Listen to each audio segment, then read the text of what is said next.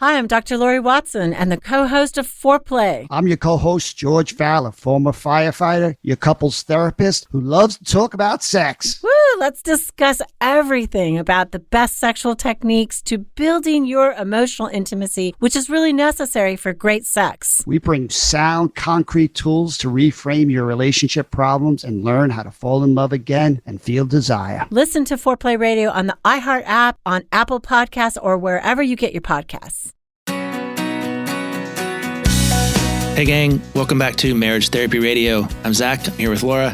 Thanks for sticking with us. It's been a crazy couple weeks for the podcast, but we're glad that you're here. Today we're actually answering a couple of listener questions just to get back in touch with the things that you want to hear about. And as always, if you want to have us weigh in on what's on your mind, send us an email. It's at info@forbetter.us. We always like knowing what you want to hear about. And as always, it's a cool conversation. Stick around. It's been a little while since we talked to each other. I know. I kind of feel a little talked out, to be perfectly honest, which is, it'll be interesting. I have a full load tonight. Full load, in case you're listening, means that I have a busy schedule. I don't have a dirty diaper. I just have a beginning to end work week. But I realized you have a full load, and just a couple minutes ago, you were telling me about your tiny balls. My tiny balls. Your little balls. Oh, yeah. Yeah. It's my first world problems that I'm having. I'm researching. When you know, but if you are a cloth napkin person, which in the Pacific Northwest, you're going to find a lot of people will go more toward reusable products. So I use cloth napkins. And the problem is that I also have to iron those napkins if I want them to be flat and look nice. And so I'm looking, my napkins come out of the dryer as tiny balls. So I have a big load and tiny balls. You're welcome. Right. For all of those who like the cheap jokes. I like paper towels. Mm-hmm. There was a time in my life when I tried to go without paper towels and without toilet paper in my household. Okay. Yeah. See, I think some people are like, yeah, Laura, I get it. With the pandemic, the toilet paper was an issue and now everybody has bidets. But I think most people enjoy I think everybody paper. doesn't have bidets. No. I had some clients that were trying the squeeze bottle thing where they like buy the squeeze bottles. It basically, you. Moving on. So what has your life been like? What's new? What's happening in your world? How's your finger? I have a sore finger. It's all better. Now I'm in occupational therapy. So I just have these exercises I'm supposed to do all the time. Yeah. You can probably do them while you're sitting and working with clients, right? I do. Yeah, I totally do. Did I tell you a couple weeks ago I forgot how to do the Rubik's Cube? No, that's what you're doing right now? That's what I'm doing right now. Yeah, you just brought it up into frame so I could see. I was wondering with the tinkering around, if you were also wondering. My whole brain forgot how to do it. And then I had to go back and figure it out again. But I recovered my brain. Do you know what has been a game changer for me is I go for these daily walks and it has been the most incredible thing. I have discovered that I love the outdoors. I know that's kind of weird. I've never been a walker, but now I'm kind of I'm becoming my mother. I'm just slowly evolving into my mom. And now I do these 1 hour long walks by the river with my dog. And it's been the most game changing experience where I'm able to just really connect with my thoughts. And I love it. Cool. Okay. Yeah. Hey, we have some listener questions. Okay. And by the way, can you see in my background? Do you see what I have up in? Do you see what I'm pointing at? Looks like. Oh yeah, it's what's his name? Olaf. It's Olaf. Yeah. So when I interviewed Hiram, without you, I put Olaf in the background, and he noticed, and I just was like, and he still stays there. So now he's part of my office. You know, Zach and I are fans of getting support, especially during abnormally stressful times like these, and that is why we have partnered with BetterHelp to put you in contact with licensed professional counselors in your area. Tap into the world's largest network of licensed, accredited, and experienced counselors who can help you with a range of issues, including depression, anxiety, relationships, trauma, grief, and more. With BetterHelp's counselors, you get the same professionalism and quality that you would expect from an in-office licensed counselor with the ability to communicate when and how you want. The matching process is quick but thorough, and you have the ability to communicate with your therapist how you like it, messaging, over the phone, or video conferencing. I know in-person therapy sessions aren't feasible right now, but don't let that stop you from getting the support that you need. The cost is less than half of what Zach and I charge, which is kind of unheard of. So when you register with BetterHelp, you're supporting Marriage Therapy Radio so that we can keep doing what we love to do. Go to trybetterhelp.com/MTR to register and receive a special discount on your first month with BetterHelp. Okay, so this is a listener. A listener wrote in, and so we're going to help her with, two listeners today that wrote in, and I didn't want to answer the other ones, so these are the ones I'm answering.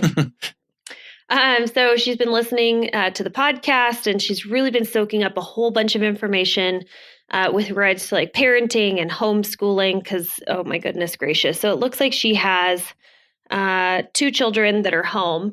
And what's coming up for her is feeling like she really wants to get on the same board or on the same page with her partner, her male partner. And ever since the pandemic hit, her husband's been making a great deal more money. She's been making less money because she's working less, staying home with the kids. And by the way, does that make you like, do you care about that? Does that make you mad? What? That like, it's so, I mean, it's women that are having to bear the brunt of this like sort of, dual relationship thing, right? Where they have to do the schooling and the leaving their, doing their jobs. And no, I mean, yes and no. I think I have. You know what? Doesn't make me mad either. I'm not mad anymore. Forget I asked. Not mad. No, but I will say that I don't see that as a split. I think it's been couples having to get really creative with their job, because some people, like I've talked to quite a few, strangely enough, like quite a few engineers, and the engineers are kind of like, well, my job isn't necessarily like on a timeline. I'm working on these big projects. I have more chunks during the day where I can, like clock in, clock out. I just think couples have been getting really creative, but I wouldn't say that I find that women are having to bear the brunt of the double shift with homeschooling children. Do you know my engineer story? No, I would love to hear it though. So a couple of years ago, I went to, I guess I have like a fake niece, you might call her. She's like my best friend's daughter. Anyway, she's graduating from preschool in Virginia. And so I went to her preschool graduation. And all the kids got to stand up and say, this is what I want to be when I grow up. And, and it's, all the stuff. And in this particular part of Virginia, Northern Virginia, there were lots of engineers, like structural engineers or mechanical engineers or, whatever, engineers, the smart kind. All engineers are the smart kind, but go on. Sort of. I mean, yes. But so I'm hearing these kids like, when I grow up, I want to be an engineer. And then somebody would say, when I grow up, I want to be a firefighter. And then the next kid, I want to be an engineer. And the next kid was like, I want to be a baker. And the next kid, engineer. And the next kid was like, I want to be a professional gymnast. Next kid, engineer. Like all these engineers. And I was like, wow, that's crazy. Because I grew up in Southwest Virginia, and the main sort of industry in Southwest Virginia is the railroad. And so I hear engineer, and I'm like, you want to drive a train? Wait, and you want to drive a train?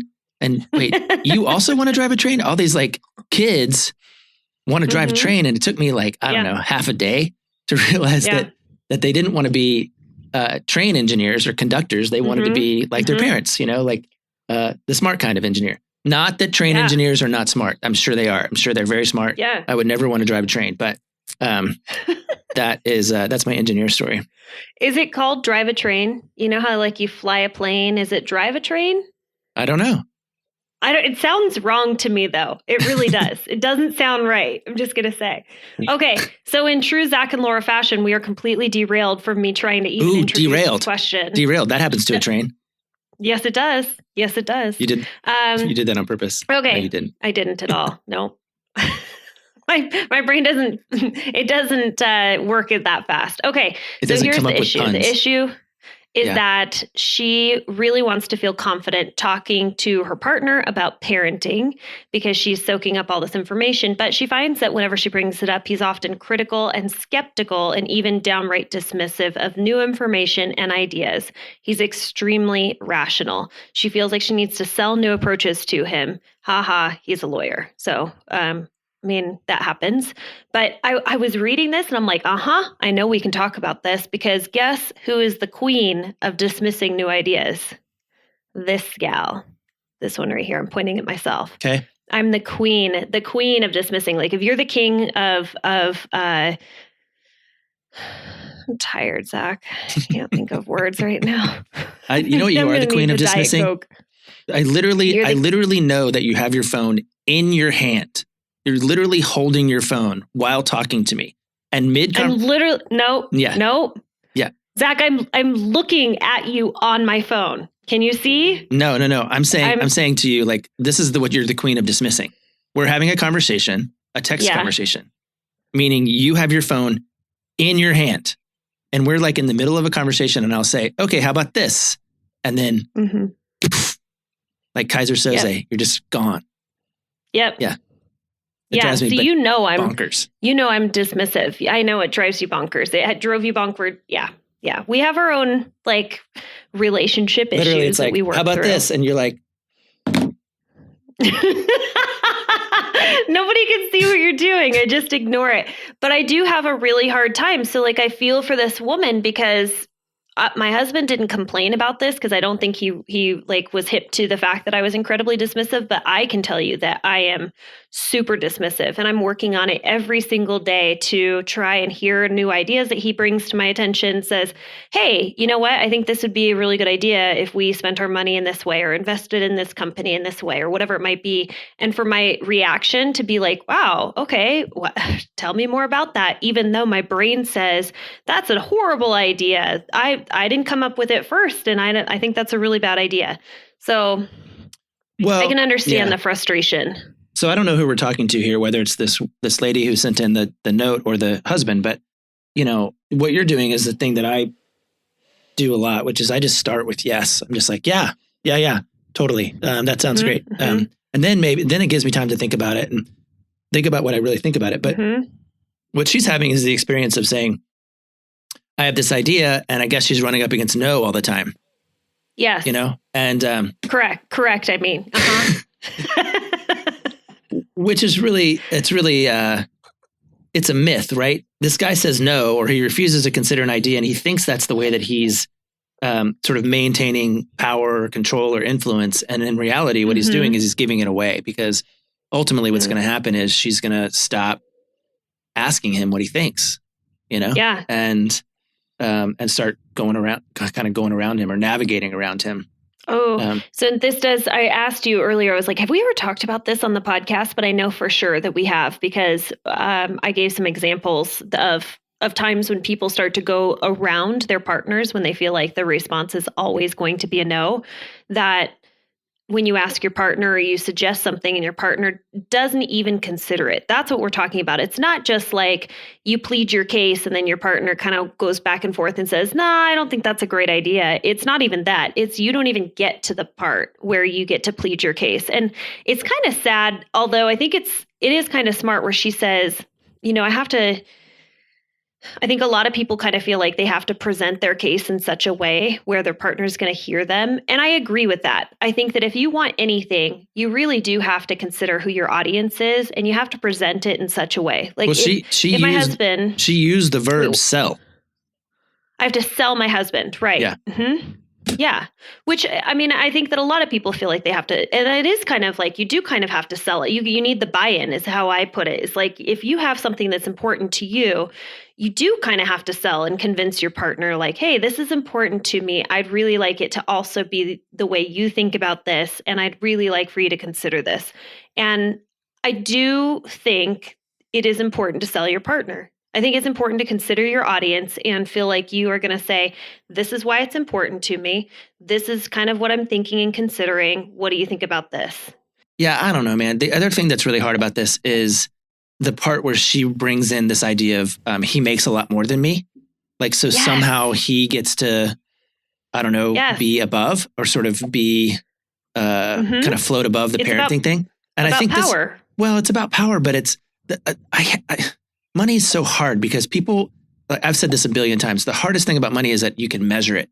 And so because I make more money, maybe I have more power. But the reality is that, that's one economy in a relationship. It's just one of them. And I think I mentioned this on the podcast before too, but like, I think I saw this, one of these, what do they call those things?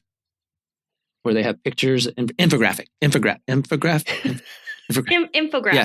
Yeah. About like a stay-at-home mom and how she's really worth like $380,000 a year or something because she's like the chef and the chauffeur and the CEO and the tutor and the nanny and the housekeeper and all this other stuff. Yeah. And that stuff doesn't get measured, right? You can't measure that stuff. And then you come back down into this like idea of parenting, which really does require two people to sort of combine their economies on behalf of like the bigger system, right? The system at large. So, yeah. So, I mean, obviously with parenting, she does need his buy-in. Unless she doesn't, right? I mean, I think there are certain parts of his life or their life that he's in charge of that she has no influence in. And maybe parenting is the part that she needs to go, hey, I don't actually need your opinion here because this is my lane. So I don't know. I wouldn't necessarily recommend it, but I think choices have consequences, and that's, part of the deal there. Yeah.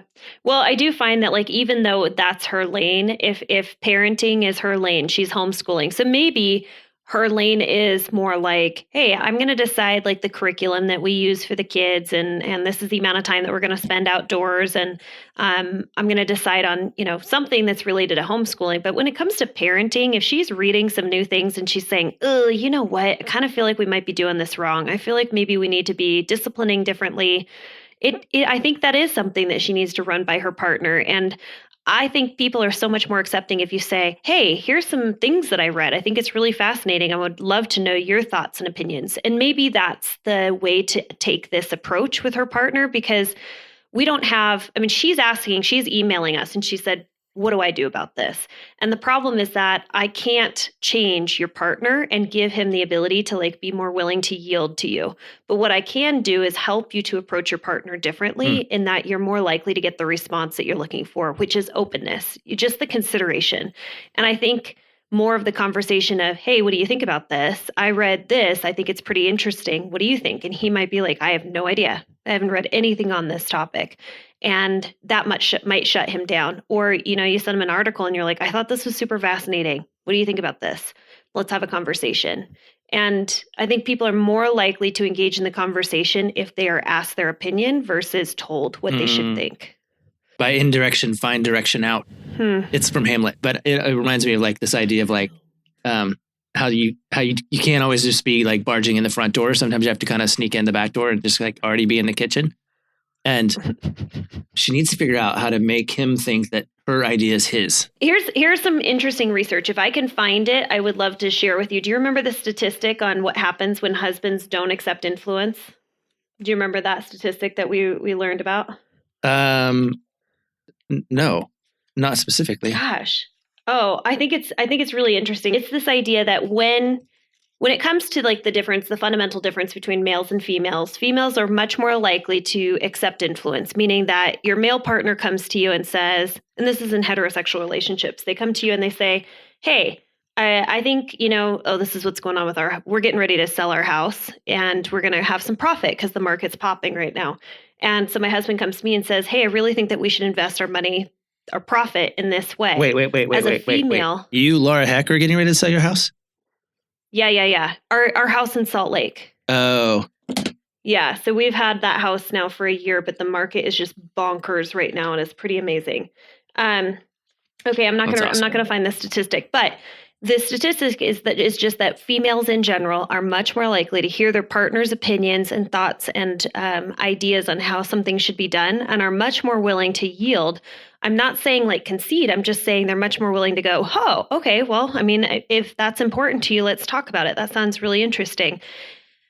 As opposed to what this woman is writing in, and she's saying, my partner sometimes completely dismisses my concern or my thought. And that falls more likely on men than it does on women.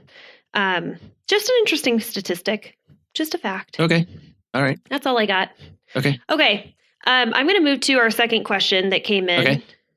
So let me see if I can find it here. I've really enjoyed, by the way, if you are a listener and you want to email us, info@forbetter.us is where you're going to find our inbox. Okay.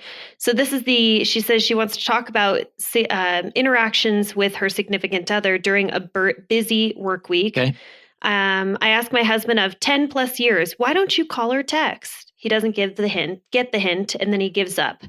I figure if he's thinking about me, he will show it, which when I read that, I was like, no, nope.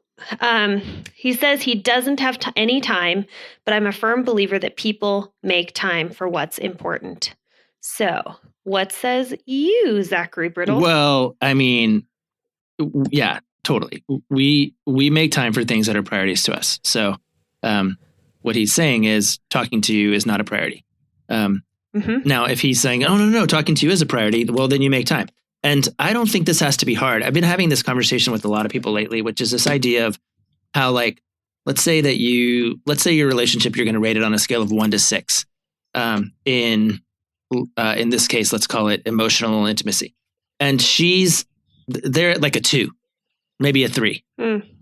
Okay. The problem is people they stall themselves because they go, well, I'll never get to a 6.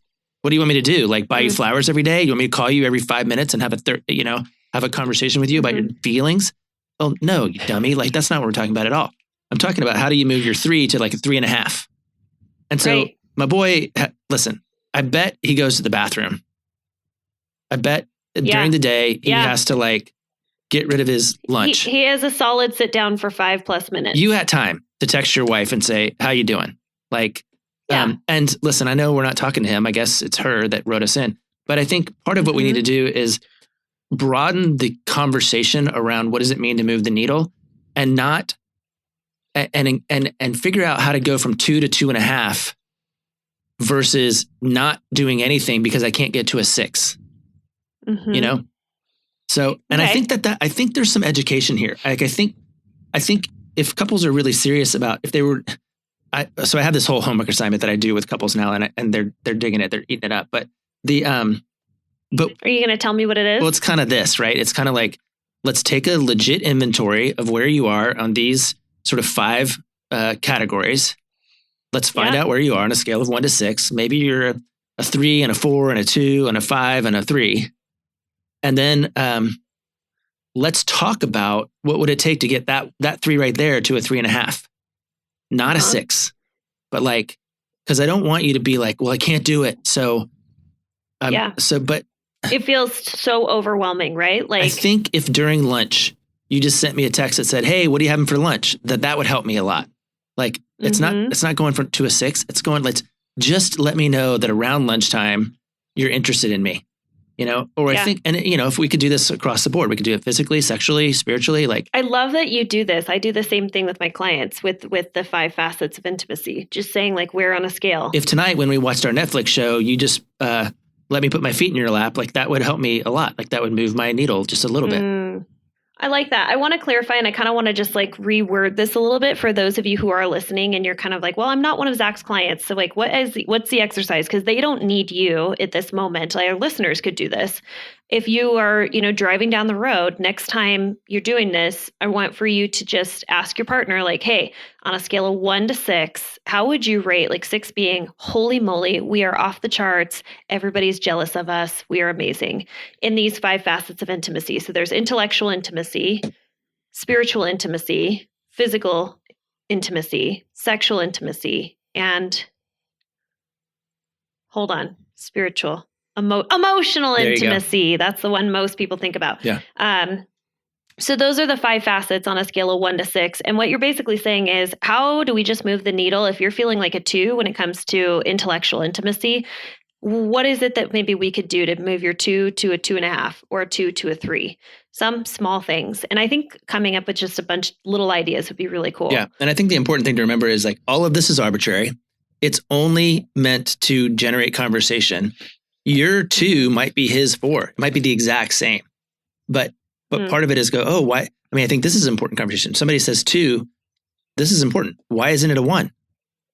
Why isn't it a 3? Mm-hmm. Like okay, tell me about 1, tell me about 3. Like all we're trying to do is generate or move the needle. Right. And the cool thing about numbers is, in this case, if Laura and I were partners and we each ranked ourselves, like Laura would actually have an average about 3.5, and I might have an average around, 4.5. And that puts us both at a 4 as a couple. And so we can actually say, I think I can move my 3.5 to a 4 like this, or my 4.5 to a 5 like this, or our 4 to a 4.25 like this. I mean, there's lots of fun ways to play with it, particularly if you create a common baseline. And this is where this comes up for me is people tell me, I've been working really hard on the relationship. I've been really working on it. And I'm like, wait a second. What does that mean? Like, what do you mean you're working on it? Okay. Because if you're trying to work on bench pressing your body weight, we know what you're doing, right? You're mastering your form at a lower manageable weight. You're getting you're building up your tolerance. You're increasing weight time and again. You're letting your body recover. You're getting your your steroids. You're taking your steroids and making sure you. Okay. But you know what I mean? Like we get it. We get it. Zach. But we know what you're working on. Like we can actually see you working on it versus the relationship. I'm like, wait, what are you doing? Like what are you measuring? And so this is just a way to kind of measure it and make it manageable. And then week over week, you can look at it and go, oh yeah, hey, look, we went from a 4 to a 4.25. Feel a little stronger. Yeah. A couple of things are interesting. I tend to ask couples a lot, which is like, hey, at the beginning of a session, I want to look at what's going well in the relationship. And what I say is like, what have you been doing in the last week or two that has impacted the relationship positively? And what I love is what I'll say is, what are the things either seen or unseen? Because impacting the relationship positively could be output, could be behavior, how you choose to like massage your partner, text your partner, check in on them, whatever it might be, like find sweet little gifts to bring them home, whatever. That might be visible, but you might be impacting the relationship in a positive way based on how you choose to look at your partner, like the lens that you're looking at your partner through, changing your mindset. I have a lot of partners right now, like their sole focus is just getting healthy as individuals. Right now, like one person is just, I'm going to therapy. I am working on my depression. I'm choosing to focus on me so that I can show up as a better individual. I get that. And I really like asking that question of like, how are you positively impacting your relationship, or how have you been in the last couple of weeks, and seen or unseen? And it's kind of cool because sometimes partners will go, okay, like that's cool. I didn't realize that that's something that you were doing. And it just gives them an opportunity to kind of toot their horn. Here's something else that I wanted to mention. Listener who wrote in, you said, I'll ask my husband of 10 plus years, why don't you call or text? And if I was this woman's partner and the complaint was, why don't you call or text? I will tell you that I'm much more likely to show up in different ways now that she has just outed me and complained that I don't call or text. Does that make sense? Like I'm way more likely to do something if I know, if my partner is affirming. So I guess my response to our listener is, when your partner does something that makes you feel like he's thinking about you, he's turning towards you, affirm him in the moment, give him the attaboy and be like, wow, I love it when you do that for me. That really makes me feel loved. And I think when you affirm someone, it makes them want to do that thing more often. It makes them feel like the hero, like, oh yeah, I got this. My partner really likes it when I do this. I'm going to do more of it, as opposed to you saying like, you never call or text. Well, next time I think about calling or texting you, I'm going to remember this conversation of when you were not very nice and told me that I'm a loser. Yeah. Anyway, well, it's that other thing, right? Like, hey, that time you texted me during your lunch hour, that was amazing. Like, yes, exactly what you're saying. Just sort of, that's the thing I was saying earlier about let him think that what he's doing is already what he's doing versus he's doing what you want him to do, Yeah. I think that, it's kind of like this idea of gentle startup is like, you can tell your partner like, hey, you know what, like, it really hurts me when you don't reach out during the day and that you don't take time to just, like say, hey, how are you doing? Versus saying, hey, you know what you did last week? When you just like called me on your way home just to check in, I really, really loved that. It makes me feel super loved. You can say the same thing in different ways. And one is more affirming and the other one is like the positive need. And the other one is more like, I'm really having a hard time with this. it's received in a lot of, in a better way, I I'm think. gonna take it. Yeah. Me too. I gotta go. Like, I literally gotta go. So, I know. did you say land this plane? Let's land this plane. Goodbye.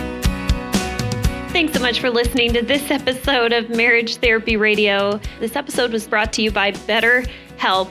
If you are interested in either individual or even couples therapy or therapy for your teenager or your child, BetterHelp is an amazing resource for you. Virtual therapy with therapists in your area. Through whatever medium you like. If you're interested in going and checking it out, try betterhelp.com/MTR to receive a discount since we are partnered with BetterHelp. It's BETTER help, HELP.com/MTR for Marriage Therapy Radio. Thanks for all of your time and attention, making your relationship better today than it was yesterday.